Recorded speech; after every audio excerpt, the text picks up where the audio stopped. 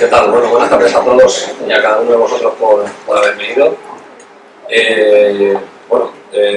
Antes de nada, presentar a quien tiene, bueno, a quien tengo yo el honor de que me acompañe en este acto, que es el periodista del diario Las Provincias, Javier Martínez, que es un periodista especializado en crónica de sucesos, en crónica negra. Y aparte de eso, bueno, él sí ha sido colaborador de programas de televisión como Espejo Público o Cuarto Milenio.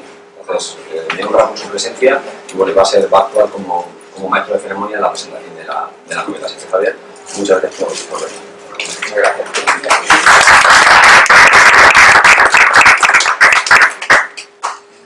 Bueno, pues otra vez gracias, ¿no?, por venir. La verdad es que para mí es una doble satisfacción estar aquí hoy por doble motivo. Por supuesto, uno, por mi trabajo he podido conocer cómo investigáis la policía, cómo resolvéis casos complicados, cómo tenéis actuaciones en las que se os critica de forma injusta en unidades de intervención policial, en la que Rubén ha estado en muchas batallas. Y luego, por otra parte, bueno, soy hijo del cuerpo, mi padre ha estado en grupos de investigación, en grupos antidroga, en unidades también en seguridad ciudadana. Ahora recuerdo una anécdota cuando yo era pequeño, que estuve 3 o 4 días sin ver a mi padre, le pregunté a mi madre que dónde estaba y me dijo que estaba buscando al Luque. Entonces, claro, yo luego estudié, luego me hice periodista, no sabía quién era aquel tipo, luego me tocó escribir sobre el Luque. Y cuento esto porque valoro mucho y de verdad es que es admirable. No sé dónde sacas ese esfuerzo para el trabajo de policía, supone una implicación, no solo en servicio, sino luego también en probar, ¿no? Y luego nos explicará de dónde sacas ese tiempo libre para escribir esta novela. El titular de Hadas con tacones afilados, pero bueno, eso será más adelante. Yo la verdad es que después de valorar ese esfuerzo de poder aislarte un poco, ¿no?, de tus servicios policiales y de ponerte a escribir, me gustaría destacar sobre todo el hiperrealismo, ¿no?, que hay cuando empiezas a leer Hadas con tacones afilados. Te das cuenta, no sé, hay muchas series de televisión ahora, ¿no?, que tienen mucha audiencia, como Mar de Plástico, como Bajo Sospecha, y no sé si os pasa a vosotros, pero bueno, yo veo errores de guión que te das cuenta que bueno, esto no solo a los que conocemos un poco cómo trabaja la policía, ¿no?, sino no tiene ese trato con muchas veces se pregunta de cómo no puede ser posible que salgan en esta serie, que comentan estos fallos, porque salen, no sé, con las luces de emergencia, los prioritarios encendidos en un operativo que en teoría tenía que ser secreto. Luego también el protocolo de actuación, ¿no?, que se lo saltan de una forma insultante para el telespectador. Pues en Hadas con tacones afilados no ocurre nada de esto. Te das cuenta de que está muy bien documentada, de la experiencia de Rubén, por supuesto, en estas unidades que ha estado en Madrid. Hay una pincelada ahí sobre la trata de blanca, en la unidad de intervención policial, la UIP. También estuviste en la unidad en la UPR, ¿no? Y te das cuenta que ese protocolo de actuación de la policía, cuando vas leyendo la novela, está reflejado, pero con un realismo increíble. Claro, estamos hablando de una novela, tiene su dosis de ficción, ¿no? Pero aquí, cuando lees un libro, yo lo que quiero es que lo que estoy leyendo pueda suceder, pueda ocurrir dentro de una trama criminal, con su imaginación, con su ficción, lo que pueda suceder. Y en este caso, os aseguro, vamos, lo recomiendo que lo veáis porque es así, porque transmite hace una fotografía perfecta del trabajo policial. Y es de agradecer porque bueno, en este mundo de la literatura, de la novela negra, pues hay autores que están vendiendo muchos libros y no hacen ese reflejo, esa radiografía, esa fotografía de una inspección ocular, de una investigación criminal, con unos personajes muy logrados y que ahora también los analizaremos un poco de forma superficial, ¿no?, porque si no, no tendría mucho sentido no tenemos que profundizar en ello. quería destacar también la técnica narrativa, ¿no? Que utiliza Rubén. Bueno, son descripciones, por supuesto, pero que no se hacen pesadas. Llega, bueno, siempre ocurre a ese giro inesperado que en una novela se agradece mucho, porque siempre intentas averiguar qué puede suceder, ¿no? o si hay un sospechoso, cómo puede ser detenido. Y la verdad es que bueno, esos giros inesperados que Rubén, me imagino bueno, que no sé si algunos sean improvisados o fueron muy meditados, pero le dan ese halo de misterio, eso que te atrapa, ¿no? Cuando empiezas a leer una novela y quieres al día siguiente volver a coger el libro. Luego yo también quería destacar la valentía que has tenido en tratar pues, la enfermedad del cáncer, una terrible enfermedad, pero que a veces hay que llamar a las cosas por su nombre. Repasando ahora los personajes, por ejemplo, esa humanidad, ¿no? de Tarea, luego terminaremos también por este sacerdote, y por supuesto ese inspector que seguro que alguno de vosotros intentaréis buscar algún paralelismo, ¿no? O si se refleja en alguien que habéis conocido, Silvio Tanto, un héroe, cuya vida se debate entre dos mujeres y luego en esa obsesión de resolver un caso de asesinatos en serie que conmocionan a una sociedad, en este caso no ubicada, ¿no? Porque creo que en tus descripciones que haces de ciudad yo veo algunas similitudes con Valencia, con el Gran Vía, también te preguntaremos por eso. Y no quería extenderme en la presentación de la novela, solo deciros que aconsejo que la veáis porque yo soy aficionado a la novela negra, pero como he dicho antes y me repito, hay muy pocas que hagan un retrato del trabajo policial también hecho como hace Rubén. Si quieres ya empezamos a trasladar las preguntas al público y bueno, te las hago yo a ti primero, luego al final me imagino que habrá juegos y preguntas. Antes de empezar con la primera pregunta, el tema de los libros que se analizan, pues también una crítica a determinados males que hay en la sociedad, como pueden ser el mundo de la evidencia de las estafas o los shows televisivos, que ahora lo tocaremos, pero si entre el público hay algún vidente o alguna pitonisa, bueno, tiene derecho a réplica, luego puede hablar y defender ese papel que Rubén critica en algunos aspectos aquí. Pues Rubén, yo la primera pregunta creo que es obligatoria, lo que he dicho antes, ¿cómo has podido compaginar, ¿no? tu trabajo como inspector de la policía en esta labor tan callada y creativa, diría yo, ¿no? de documentar y escribir aras con esa ciudad? Bueno, yo creo, la verdad, que no tiene más mérito compaginar un trabajo como el mío con la escritura.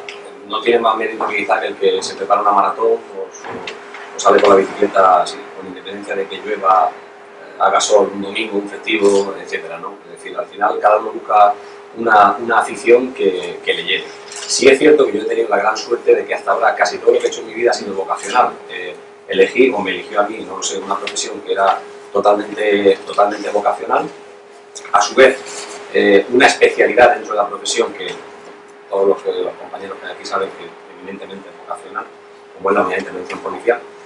Y como afición, pues cogí también la escritura. La escritura que al final, lejos de lo que la idea de que románticamente se tiene de la escritura, que es toda golpe de inspiración, te levantas, tienes una idea, la anotas y ya tienes un capítulo hecho, ¿no? La escritura, como salir, como decía, con la bicicleta o preparar una maratón, es rutina, rutina, rutina y más rutina. De manera que al final el sacrificio que impone el tener que compaginar las horas que echa en el trabajo, los viajes que echa en el trabajo, etcétera, lo compagina muy bien porque es una afición vocacional. ¿Qué ocurre? Que igual que yo he escrito la mitad de esta novela durante los 2 años y medio que traté de escribirla, la escribía en mi despacho con mis rutinas de casa, en mi despacho con mi biblioteca. La otra mitad de la novela, pues yo cada vez que la releo alguna escena, recuerdo todas las habitaciones de hotel en las que la he escrito. No hoteles de Albacete, en hoteles de Madrid, en un hotel en Bosnia. Cuando he estado destacado tanto en España como en el extranjero, pues ideas o escenas o capítulos, aprovechando el tiempo libre, que siempre es mucho cuando trabaje fuera, me he dedicado a escribirla. Por lo tanto, cuando algo es vocacional, no tienes más remedio que compaginarlo con ello, lo compaginas con mucho gusto. ¿Qué nació antes en tu mente de escritor? ¿El personaje de Silvio Tanco o la trama criminal? No, eso es curioso porque sí, la idea primigenia de la novela era el debate entre la ciencia y la pseudociencia, ¿no? Yo tengo una virtud o un defecto, según quien lo mire. Yo soy asquerosamente racional, hasta la náusea, no, por supuesto, yendo por delante mi absoluto respeto a quien tenga ciertas creencias, que son tan íntimas y personales como otras tantas cosas. Yo soy una persona con una forma de pensamiento empírica, o sea, racional, experimentación, prueba. Puede ser bueno o malo, eso ya es cada cual, ¿no? Entonces la idea primigenia que a mí me apetecía cada vez que veo un programa de televidencia nocturno, cada vez tal, decía, oye, ¿por qué no se permite un debate abierto en el cual se confronte, sí, lejos del morbo del espectáculo, se confronte la ciencia contra la pseudociencia? Y esa fue un poco la idea que me inspiró la novela. ¿Qué ocurre? Que el personaje en un principio que yo había ideado para la novela no era un inspector que rondaba los 40 años, era un hombre bastante mayor, era un inspector en este caso pero ya jubilado. ¿Qué ocurrió? Que a base, cuando ya llevaba varios meses escribiendo una novela, me di cuenta que el personaje no funcionaba. Para lo que yo quería, o las subtramas a los que quería enfrentar, digamos, los problemas en los que quería introducir el personaje, bueno, pues en este caso un inspector ya a punto de la jubilación no funcionaba. ¿Qué tuve que hacer? Pues esa rutina de la que hablaba antes, ¿no? Cargarme todo lo que tenía, aprovechar 4 flecos y volver a iniciar la novela, en este caso con un inspector de policía pues más ajustado a la edad en la que podía haberse envuelto en todas las tramas que se narran en la novela. Por lo tanto, primero fue la idea y luego el personaje. Vamos a hablar de la crítica social que haces, esto es de evidencia, ¿no? Donde te alargan las llamadas todo lo que pueden, eso número de realización especial, y luego los reality shows de televisión. Yo como periodista pues me avergüenzo también, hemos tenido antes y después del mundo de la crónica negra con el caso Alcácer, ¿no? Con aquellos juicios paralelos que se hacían en televisión, donde gente que había declarado una cosa en el juicio luego iba a un plato de televisión y decía otra cosa distinta, totalmente vergonzoso. Ahora tenemos el caso, es distinto, pero enfocado a cómo esa presión que alguna vez tienen los investigadores del grupo de homicidios cuando el caso es tan mediático, ¿no? El de Diana Kerr, que están haciendo una repercusión de investigación, que se ha caído el móvil aquí, que se va a poder secar la tarjeta de memoria para extraer los datos. Y bueno, tú puedes seguir un poquito tu novela con ese plató de televisión donde se una llamada de un asesino en serie, no vamos a contar más, pero me imagino que tenías una crítica encubierta sobre todo pues eso, a estos reality shows y también a los videntes que se aprovechan de personas vulnerables alargando la llamada para esa parte. Sí, o sea, yo creo que al final la novela siempre tiene un componente social y con esto no me refiero a algo grandilocuente, una denuncia social, simplemente al final, en el momento que tú introduces un personaje en una vida cotidiana, bien sea presente o pasada, al final la pones en correlación con las cuestiones que ocurren en la vida cotidiana. Una de esas cuestiones, repito, era esa cuestión que a mí pues, me llamaba tanto la atención, ¿no? Es la cantidad de gente, y esto es algo objetivo, insisto, que más allá de las creencias, pero hay gente que se aprovecha de esas creencias, y esa era la clave de la novela. Por otra parte, también es cierto que en esa correlación que tenemos los policías con la prensa, hoy en día ya la frontera se ha diluido bastante, porque ahora con las redes sociales, los grupos de WhatsApp, ya no es como antes una fuente que tienes un contacto. Ahora cualquier persona implicada en una investigación, en este caso un policía, le hace en un suceso sanitario, un médico, un enfermero, quien sea, conoce a un periodista, le pasa las fotografías y ya está, y realmente con la información. La frontera entre prensa y policía se ha diluido. ¿Cuál es el límite, a mi modo de ver, en ese morbo que subyace en esa relación? Siempre la confianza. A mí un periodista de una larga trayectoria me dijo una vez, yo lo único que puedo ofrecer a un policía es confianza. En el momento en que yo traicione la confianza de ese policía, sé que se acabó. En el caso de la Guardia Civil, que dicen que el honor, una vez perdido, no se recupera jamás. Bueno, pues en el caso de nuestra relación con la prensa es una vez perdida la confianza, en nuestro caso tampoco se recupera. A la hora de escribir la novela, lógicamente, me he cuidado mucho de salvaguardar el secreto profesional. Pero bueno, como dice Juan Carlos Onetti, ¿no? La literatura es mentir bien la verdad. Siempre hay pinceladas de verdad, basadas en la experiencia, basadas en cosas que uno ve en los medios de comunicación, en cosas que se entera de tu propia vida, que bien porque la has vivido directa o indirectamente, al final acabas deformándolas convenientemente para convertirlas en una novela.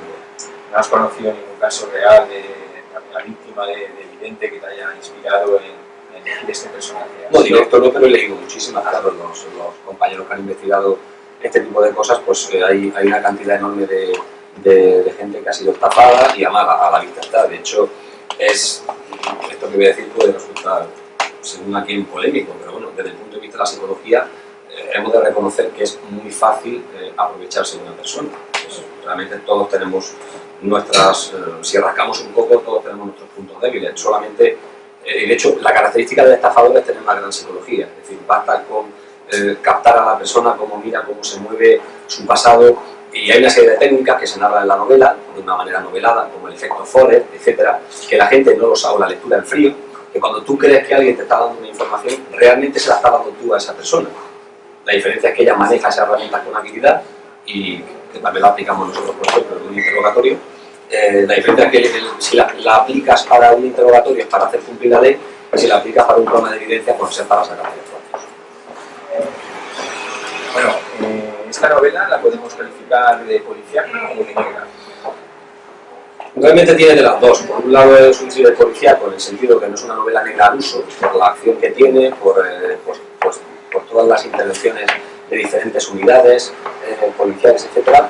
Pero por otra parte, la diferencia un poco entre la novela policíaca y la novela negra es que la novela policíaca suele quedarse en la trama, en la historia, en lo que ocurre, y la novela negra sí tiene en cuenta todas las vivencias y los tormentos de los personajes que en ella conviven. Entonces, en este caso, tiene un poco de razón. Yo diría pues que es más novela negra que una novela estrictamente policial.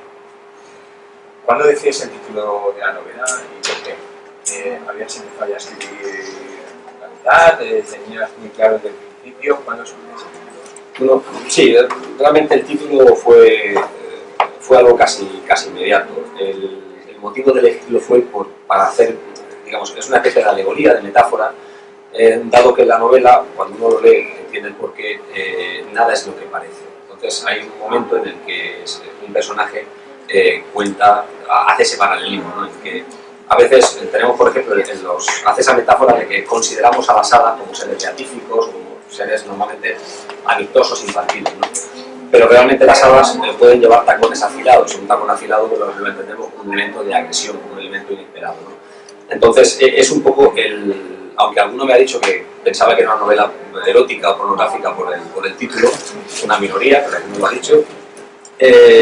Realmente lo que el título quiere consolidar, quiere retratar, es que a lo largo de la novela, en efecto, nada es lo que parece, es una pura contradicción. Por eso las hadas, pues en este caso, llevan los tacones afilados. Una dosis de erotismo también, eso que bueno, ya al final, cuando ya calentan motores. Pero para el que no lo ha leído, tiene una dosis de erotismo, ¿eh? Lo que pasa es que cuando lo ven, una dosis de erotismo. Yo creo que, mira, conseguido en el objetivo, sí he de decir que es una novela bastante completa. ¿Y a qué me refiero? Tiene una trama policial, tiene conflicto entre personajes, tiene dosis de conflictos pasionales, evidentemente también tiene violencia y tiene una dosis, creo que apropiada y justificada de erotismo. Insisto, no sé si conseguí el objetivo o no, pero es una novela bastante clara. Sí, sí que lo has conseguido. A mí me da la sensación de que has metido pues, en una coctelera todas esas herramientas de las que hemos hablado, esa técnica narrativa con giros inesperados, esa mezcla de supervivencia, de misterio, de religión, ese poquito de erotismo, que diría yo, y bueno, lo has agitado muy bien, el resultado ha sido este. Yo quería también hablar un poquito de los personajes, sobre todo tenemos al inspector Silvio Tanco, ¿no? antihéroe, un policía venido a menos con sus problemas, que está obsesionado con resolver el caso. Y ¿estás inspirado en alguien? ¿Has conocido dentro del Cuerpo Nacional de la Policía a alguien que se parezca? Sin identificarlo, por favor. Yo siempre he dicho que, yo mis cuentas, las cuentas sí las utilizo con los artículos del blog, que son muchos de un componente mucho más social o moral, pero evidentemente una novela, o nunca lo reconocería, no ajusto cuentas. Es cierto que desde que hice la novela, la pregunta del millón es esa. De hecho, creo que hubiera ganado más dinero si hubieran dado un euro por cada vez que me hacen la pregunta que pero lo digo porque a veces me llamaba la gente: oye, la jueza no será porque me suena, el inspector no será porque me suena, oye, el comisario, pregunta delicadísima, ¿el comisario quién es? Eso de hecho me lo hicieron delante de algunos jefes en alguna otra presentación. No, evidentemente lo que decía antes, la literatura es mentir, la verdad. Hubiera sido demasiado fácil para mí hacer un inspector de homicidios, que creo que ya sobra, exitosos, guapos, altos, que evidentemente no me podía representar a mí. Así que decidí tomar el camino difícil. Silvio Tanco realmente no es nadie, y somos todos en algún modo, porque ¿quién no ha tenido conflictos laborales con su jefe, con su subordinado o con sus compañeros alguna vez? En todo, la policía o en cualquier tipo de profesión, en la medicina, en el periodismo, en el mundo policial.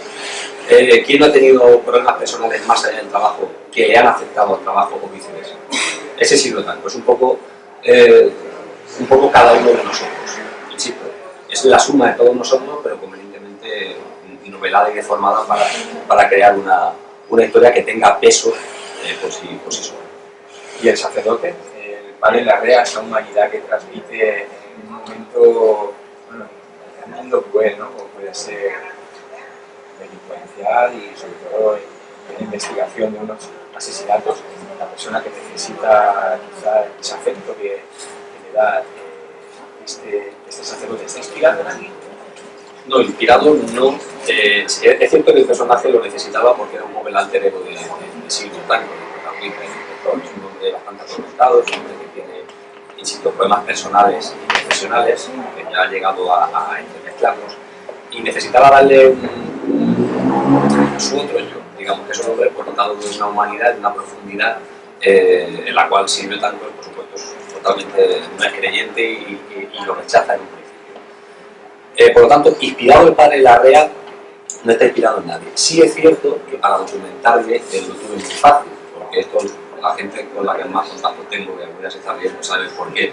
Es cierto que bueno, mi padre durante 24 años fue sacerdote católico y luego se secularizó, se casó con mi madre y fue una feliz noticia, entre otras cosas porque me permitió nacer. O sea, bastante. A los padres sí que se le agradece muchas cosas, pero yo, como comprenderéis, lo tenía bastante jodidillo el haber nacido. Entonces, evidentemente no está basado en él como persona, pero sí bueno, pues me he imbuido de ese carácter bondadoso, de esas alusiones, citas bíblicas, etcétera, porque yo, sin ningún tipo de imposición, de hecho, yo salí ateo, con todo el respeto y nos llevamos genial. Él me ha dado esa dosis de religión, entendida en mi caso como cultura y como respeto a los demás, que me ha valido muchísimo para bosquejar, para bocetar, hacer el boceto de lo que finalmente fue el personaje del padre Larrea. Bueno, Rubén, yo tengo que confesarte que la verdad es que te admiro porque, bueno, primero porque escribes mejor que yo, y lo segundo, un policía, bueno, un escritor creo que nunca puede llegar a ser policía, con mucho ser un investigador, mucho, pero tú has demostrado que un policía sí que puede ser un buen escritor y un buen periodista. Y vuelvo a ver antes, o sea, hay gente que se relaja corriendo, ¿no? Haciendo deporte, y en la anterior presentación tú decías que te relajabas escribiendo, pero ¿cómo te aíslas? ¿Tienes alguna manía? ¿Te encierras? Bueno, quizá eso se lo tendríamos que preguntar a tu mujer, que está aquí con nosotros. ¿Verdad? Pues yo en ese aspecto es una, y además, como se ve, me alegro de que me haga esa pregunta. Yo en ese aspecto lo tengo fácil, es decir, si bien es cierto que elegí una afición, bueno, la elegí, si me dedico a una afición que para mí es dura, yo insisto, respetando a los demás, yo no disfruto escribiendo y sé que alguien me dice, pero si no disfrutas, ¿por qué lo haces? Bueno, pues quizá disfruto con el resultado, pero en el proceso debido a mis múltiples manías, me es bastante complicado. Pero también es cierto que, como decía un autor que ahora no recuerdo, ¿no? Sufro cuando escribo, pero sufro más cuando no escribo, por lo tanto la decisión pues, es susto. Dentro de la cantidad de horas que mi trabajo me demanda y de viajes, etcétera, he de reconocer que me permite el tiempo que estoy en casa, y yo tengo mi despacho con mi mesa del siglo pasado, que tiene casi 100 años la mesa, mi biblioteca, etcétera, me permite aislarme durante horas, gracias a que, por ejemplo, pues, mi mujer soporta mis manías, me representa. Yo, de hecho, soy de los pocos autores que puedo decir que se acuesta con su agente, o sea, que duerme con su representante, ¿no?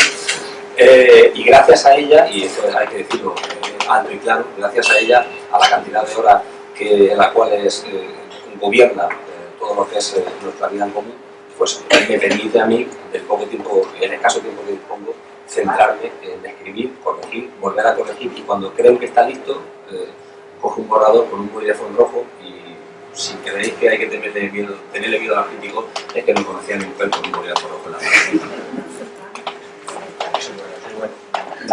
La novela aporta más a la investigación criminal dentro de las diferencias, dentro de la ficción, por supuesto, o es la policía de investigación criminal que aporta más a la novela. Pero voy a preguntar de otra forma.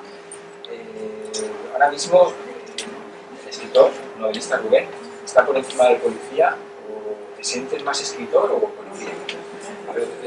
En esta presentación. En esta presentación es que al final somos poliedros, yo no puedo disociarme de ninguna de mis facetas. Soy policía porque, como digo, además, cito, tranquilo que no voy a leer ningún capítulo de la obra, porque me parece criminal que un autor lea su propio capítulo, o sea, habría que matarlo al que lo hace, pero vale. Simplemente en el agradecimiento de la novela sí pongo, y lo digo a modo de ejemplo, agradezco al Cuerpo Nacional de Policía, enorme institución que me enorgullece, me define y me emociona al mismo tiempo. Es decir, yo soy policía porque lo soy, y eso impregna una gran parte de mi vida. Pero por otra parte, también, más que escritor, que estoy dando este es el primer peldaño, aunque solo sea por el grosor, lo que sí yo soy desde toda la vida ha sido lector desde muy pequeño. He leído muchísimo, entonces al final yo creo que no tengo que decidir mi alternativa. Cuando estoy trabajando como policía, soy policía; cuando estoy escribiendo, y hay momentos en el que ambos terrenos convergen, bien porque mi experiencia como policía influye a la hora de escribir, o bien porque la mente o la perspectiva, la óptica entrenada de un lector hace que ciertas vivencias digan, oye, esto quizá pueda convertirse en una idea o en un artículo. En las últimas páginas de la novela afirma lo que has dicho antes, un libro es una mentira compuesta de muchas verdades. Yo te diría un poco que hagas un esfuerzo y nos contaras una o dos de esas verdades encubiertas en la trama de esta novela. Bueno, realmente, a ver, verdades. A lo largo de la novela, esa frase creo que lo representa muy bien, porque al final, cuando uno decide sentarse con la luz del flexo, con la luz de la lámpara, durante horas y horas, no hay nada a su alrededor, solamente lo que le ilumina la cabeza, claro, no basta, por lo menos en mi caso, no tengo esa inteligencia que me baste desarrollar una idea para escribir una novela. Necesitaba muchas verdades, pero muchas verdades no solamente se basan en la vivencia, se basa en la documentación. Cuando aquí hablo de técnicas de encriptación de telecomunicaciones, cuando aquí hablo de una autopsia, cuando hablo de una intervención del GEO, del Grupo Especial de Operaciones, e incluso cuando hablo de la propia investigación policial, necesito esas pinceladas de verdad, he necesitado asesorarme con médicos, con ingenieros de telecomunicaciones, etcétera, para coger todas esas verdades, meterlas en la costelera, como tú me has dicho, y acabar, bueno, pues juntando las piezas para intentar que salga la novela. Respecto al resto de verdades, lo que hablábamos antes, la confrontación entre la ciencia y la pseudociencia, o entre la ciencia y la religión, es una verdad, y todo el mundo la conoce. En nuestra balanza íntima y personal, uno siempre decanta por su experiencia, porque a un amigo le pasó, porque a mí me pasó. Cada uno decanta la balanza en un sentido o en otro. Yo la decanto en el sentido que yo creía, y creo que esa es una de las grandes verdades que debe contener una novela. Como decía Gabriel García Márquez, el escritor escribe un libro para explicar lo que no es capaz de explicarse a sí mismo. Entonces, después de muchas reflexiones sobre una idea, al final creo que para llegar yo solo a una conclusión que ni siquiera la tengo clara, al final decides escribirla, decides plasmarla en el papel y sale pues, la historia que tenemos entre nosotros. Y la mentira más grande, la ficción más pura, que dice, bueno, esto es infumable, no sé si alguien se lo creería. Después de leerla, hay algo que dices, esto lo he metido aquí, pero lo he disfrazado. No, realmente no considero que haya, en cuanto a la mentira más grande, no, al final todo lo que es puramente ficcional, de hecho, eso es uno de los... La trama, porque lo que he dicho antes, es hiperrealista, y bueno, todo lo que cuentas ahí puede suceder, claro, siempre hay una dosis de ficción, y dices, no, esto no puede ocurrir. Hay algo que... Pues eso es una observación muy interesante, porque fíjate, incluso las partes más ficticias, dentro de la trama, por anecdóticas que puedan parecer, todavía hay gente, claro, cada vez tienes, y es lógico, vas haciendo más lectores, se van viendo las novelas, en las redes sociales, te van preguntando y tal. Y digo, el mérito de la novela es que cualquier novela, por eso decía que me parecía criminal que un autor lea su propia novela. Porque yo creo que el valor de la novela es que cada uno la lea y cada uno la viva y la sienta de un modo. Igual que decía antes que el título cada cual lo puede interpretar a su modo. Digo esto porque incluso las partes que yo he de reconocer que han sido absolutamente ficticias, absolutamente inventadas, que yo conscientemente no las he sacado de ninguna vivencia ni experiencia directa, siempre algún lector me escribe y me dice, oye, esto de aquí, esto era por este tema, porque a mí me suena, fijaos hasta qué punto la gente interioriza una novela, la hace suya, es decir, aunque la novela sea única, cada uno la adapta a su experiencia, a sus aspiraciones, a su miedo, a sus sueños, y al final la parte incluso más ficticia, todavía hay gente que reconoce haber visto algo real, lo cual me parece que es algo bastante meritorio en el aspecto literario. Tú hablas de unos asesinatos en serie, bueno, más que hablas, cuentas, narras, escribes, y estamos en Castellón, donde hubo unos terribles crímenes, un asesino en serie, Joaquín Fernández, hace ya 20 años, creo recordar, y ahora reflexiono con el tema de Diana Kerr. Yo creo que en aquella época, hombre, eran otros tiempos, pero también había espacios de crónica negra, no había esos por la mañana, ¿no? Como el Telecinco y Antena 3 ahora, con casi una hora dedicada a los sucesos, pero vamos, es que no se dedicó ni un 20% a unos asesinatos en serie que se cometieron aquí en Castellón, comparándolo con el espacio que le están dedicando ahora a la desaparición de Diana Kerr. Bueno, volvemos otra vez a ese esfuerzo para escribir la novela. ¿Cuánto tiempo te costó? 2 años y medio. Tener la idea, tener tiempo para escribir, desarrollar los esquemas y luego empezar a escribir, hasta que acabamos lo que se llaman las cadenadas, que es la versión definitiva, en la cual pasa la imprenta y siempre aparece un error, y todavía hay errores ortográficos, siempre aparece algún error, 2 años y medio. 2 años y medio, no horas libres, por la noche, fines de semana. Sí, sin ningún tipo de... ¿Y cuántas hojas tienes de esa basura? Esto no me gusta, voy a... Para empezar, las primeras 80 o 85 hojas que habían un inspector, que además no se llamaba así, cuando me di cuenta que el personaje, según iba avanzando, no tenía esa, a mi modo de ver, no tenía esa verosimilitud, ese pacto honrado que hay con el lector, que digo, esto me lo creo, pues al final esas 85 páginas se fueron a la basura. Y no hay que tener miedo al final, porque, insisto, la literatura la gente piensa que es, disculpadme la expresión, pero es una expresión que me gusta bastante, cagar un soneto. Hay gente que piensa que se inspira una idea y de ahí sale una novela. Y no es así. Y a veces tienes una novela de 400 páginas y los lectores, los primeros lectores que te la evalúan, todos te dicen, oye, sobran 20 páginas, demasiadas páginas.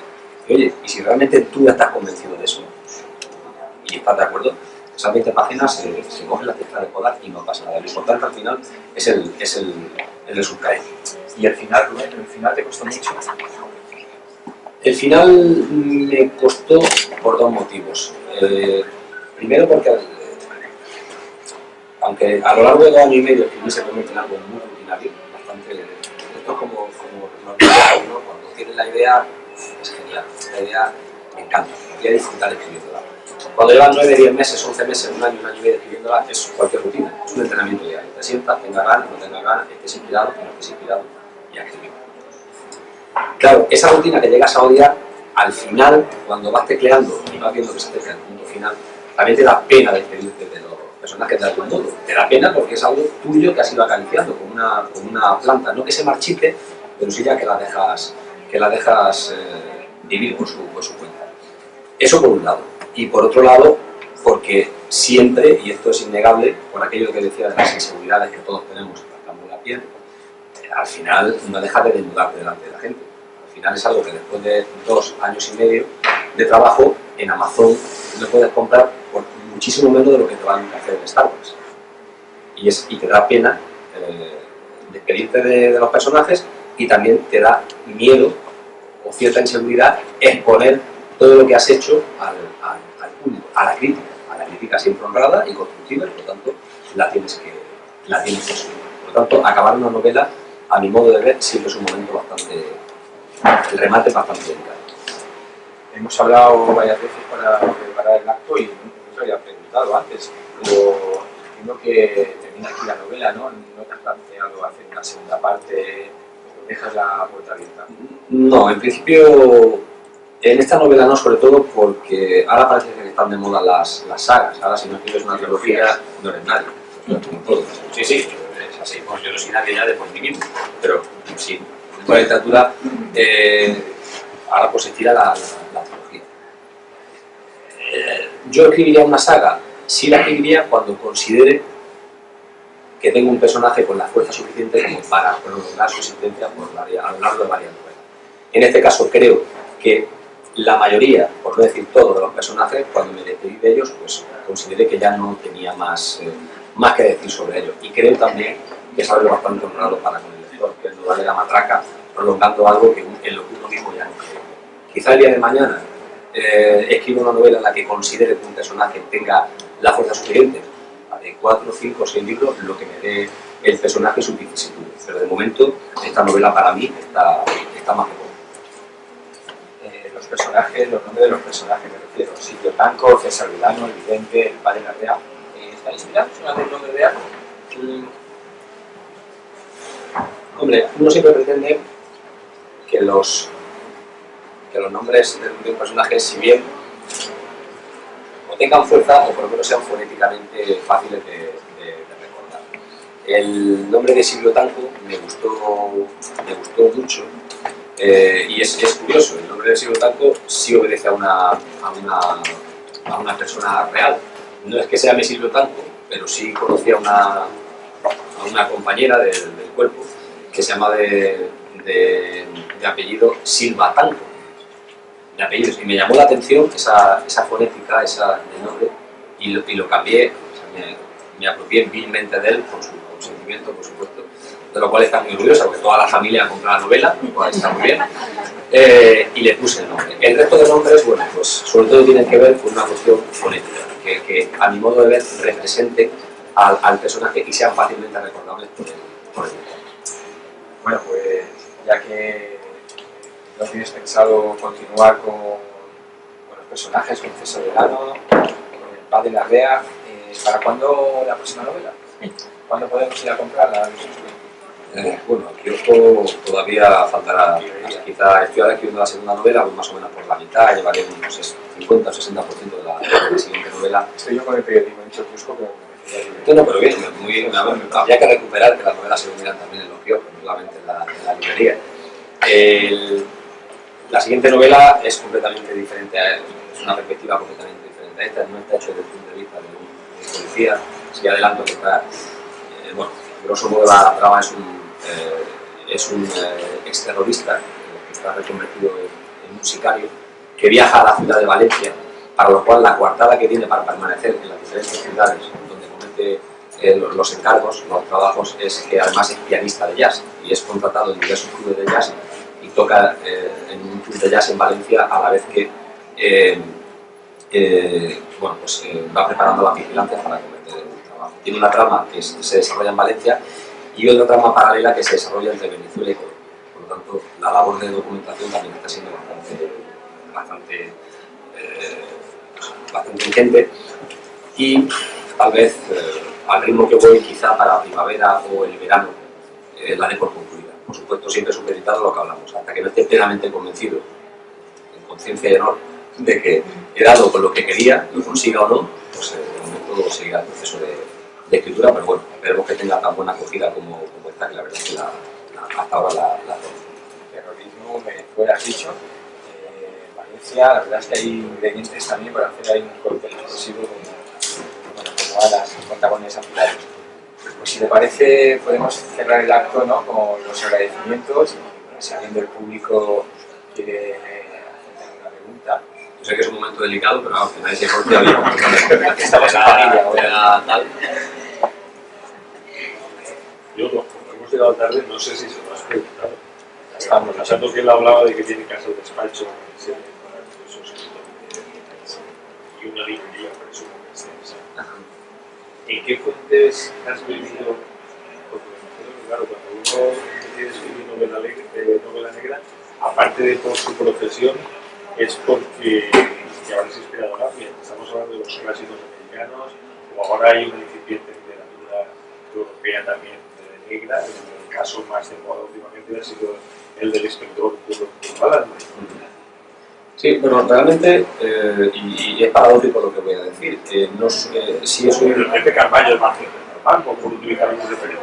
Sí, no, y lo hay. Incluso ahora podemos entender que también ahora con el nuevo boom de la trilogía del Baztán, de Dolores Redondo, recientemente, sobre todo muy conocida por El Primer Planeta, pero bueno, la trilogía del Baztán ha tenido mucho éxito. Pérez Reverte se acaba de meter a la novela negra, es decir, yo, lo paradójico de esto es que tengo que reconocer que no he sido nunca un gran lector de novela negra. Sí he sido un lector de muchísimas cosas, pero no me he basado en la novela negra. Sí es cierto que le reconozco un mérito a la novela negra, y es que, a diferencia, y esto por supuesto es mi opinión, no pretendo pontificar, pero a diferencia de otros géneros literarios, como a lo mejor el histórico, que va ahí un poco por modas, la novela negra, de un modo más sofisticado o menos, ha pervivido a lo largo de las décadas. Es un género que, tanto en la época, digamos, más barata, aquellos folletines, novelescos que había, como ahora que está bastante elaborada por el modelo escandinavo o el modelo español o el americano, la novela negra nunca ha pasado de moda, y espero que no pase.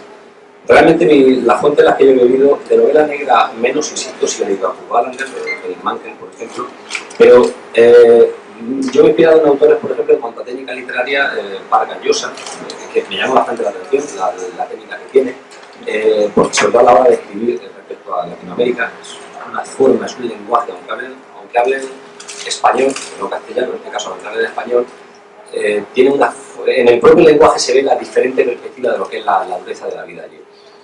A la hora de retratar los personajes me ha gustado mucho siempre Miguel Delibes, la humanidad con la que lo retrata, y también no la escatología que tenía, pero sí la dureza y la aspereza en la que Camilo José Cela, por ejemplo, retrata siempre la vulgaridad de un personaje. A veces pues, un policía o un periodista puede llegar a ser vulgar, y hay que saber retratarlo, o hay que aspirar, en este caso, a saber retratar esa vulgaridad. Por lo tanto, las fuentes son variadas, pero no específicamente de novela.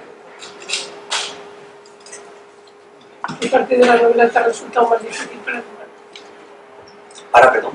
¿Qué parte de la novela te ha resultado más difícil para tomar? Bueno, al final todas las partes son difíciles, porque realmente yo no considero que domine nada como para poder escribir sobre ello.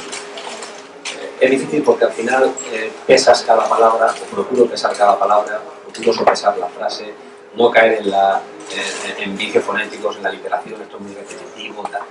Juntando, al final todo me cuesta, porque para hacer una autopsia necesito documentarlo. No es fácil cuando no eres conocido, esto que voy a decir es una crítica pero constructiva, y me explicaré. Cuando yo quería retratar una autopsia, yo no conocía a ningún médico forense, ahora ya conozco a muchos, pero antes no conocía a ninguno. Y yo me metía en internet, Facultad de Medicina de Valencia, y escribía un correo a un correo Carlos, dice usted, tal, soy inspector de policía, quiero escribir, y tal. Le robaría 2 horas de su tiempo, solamente contésteme un cuestionario, por favor, silencio, no me respondía.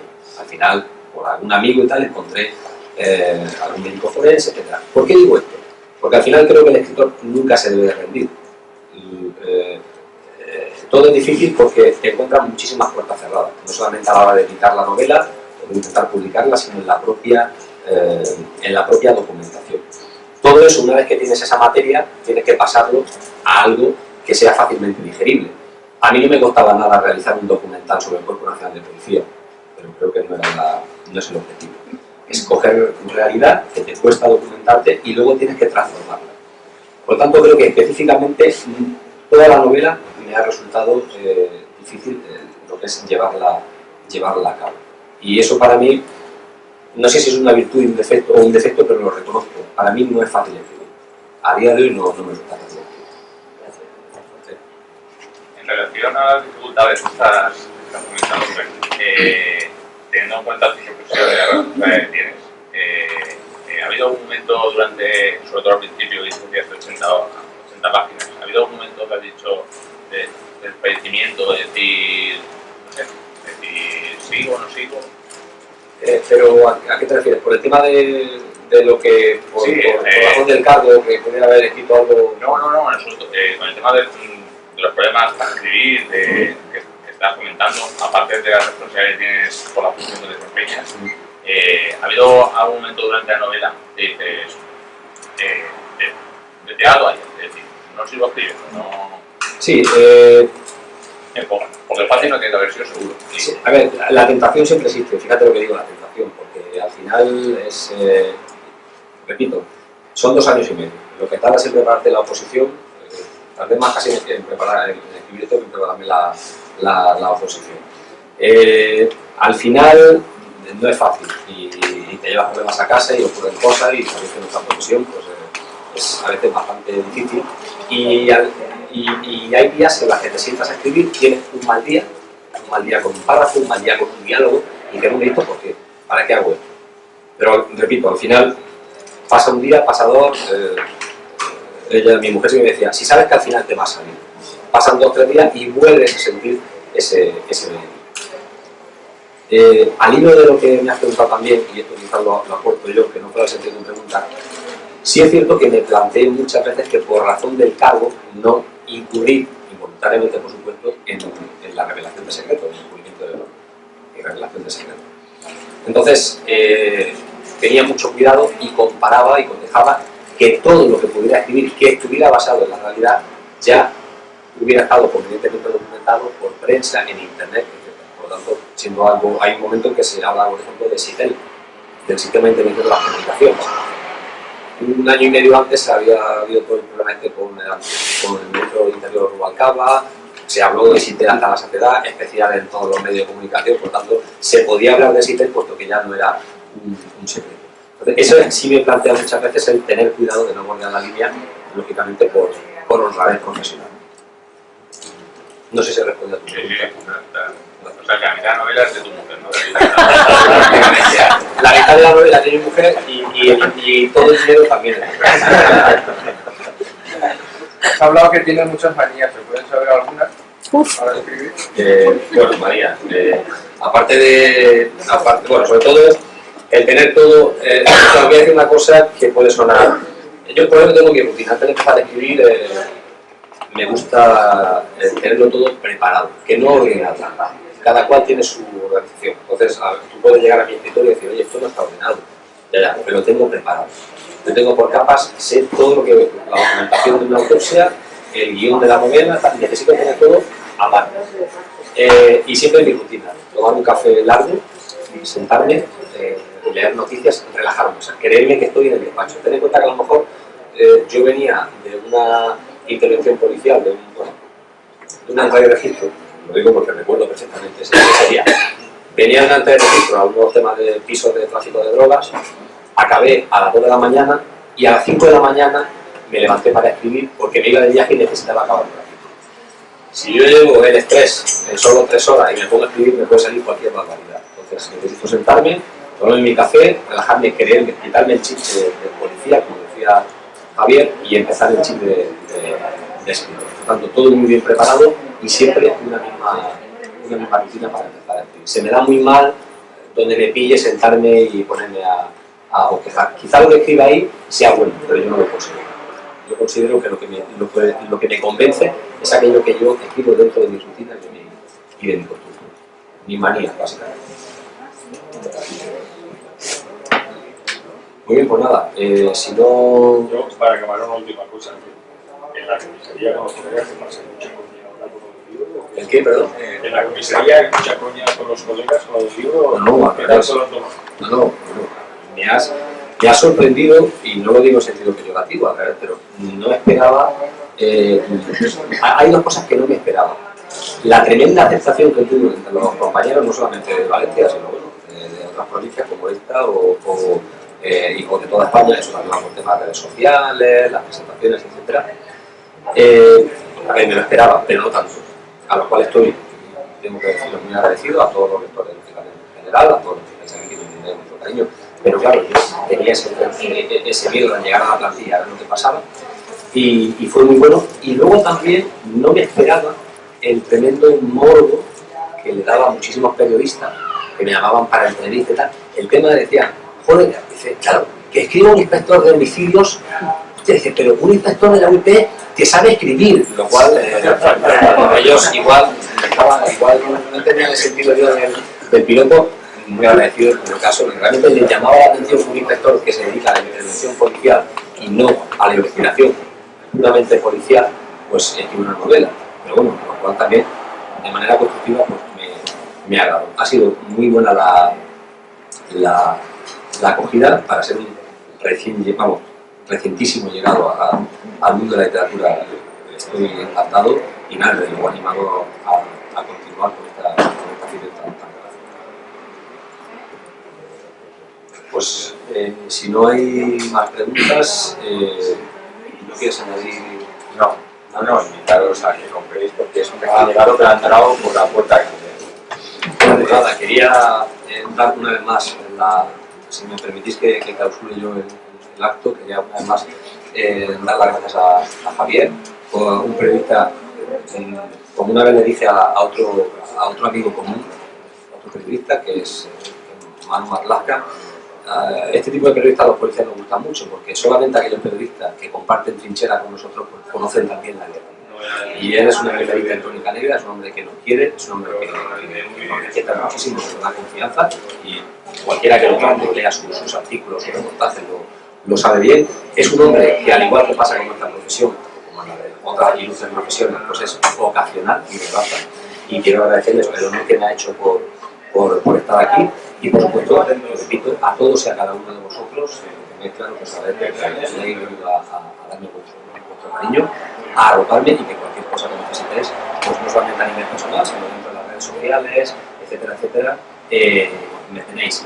Mi página web, ahí no sale, pero bueno, lo tenéis en la novela, en la contraportada, es rudosafer.com, rudosafer.com. Bueno, pues ahí tenéis toda la información sobre la actividad literaria, el blog, artículos, noticias, etc. Será un gusto teneros a todos un poco, pues, de acuerdo. Así que muchísimas gracias a todos por venir y un beso. Gracias.